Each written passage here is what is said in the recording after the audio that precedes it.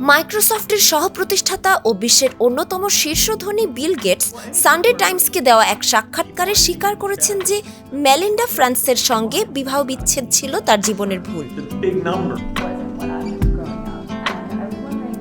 তবে ৬৯ বছর বয়সী এই ধনকুবের এখনও উৎফুল্ল আছেন। তিনি বলেছেন, এটা ছিল এমন একটা ভুল যেটার জন্য আমি বড় অনুতপ্ত।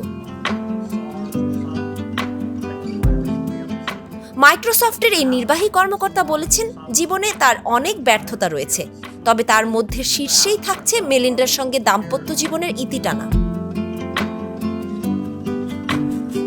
বিল গেটস বলেন, বিচ্ছেদের পর অন্তত ২ বছর বিষয়টি আমার ও মেলিন্ডার জন্য অস্বস্তির ছিল। মাইক্রোসফটের সহপ্রতিষ্ঠাতা আশা করেছিলেন বাবা বিল সিনিয়র ও মা ম্যারির মতো তার ও মেলিন্ডার দাম্পত্য জীবনও মধুর হবে। তার মা বাবা দীর্ঘ ৪৫ বছর একসঙ্গে ছিলেন। মেলিন্ডা মাইক্রোসফটে যোগ দিয়েছিলেন প্রোডাক্ট ম্যানেজার হিসেবে ১৯৮৭ সালে এবং ওই বছর তারা নিউ ইয়র্কে একটি বিজনেস ডিনারে মিলিত হয়েছিলেন। ১৯৯৪ সালে তারা বিয়ে বন্ধনে আবদ্ধ হন। এই দম্পতির ৩ সন্তান রয়েছে, জেনিফার, রোরি ও ফিবি।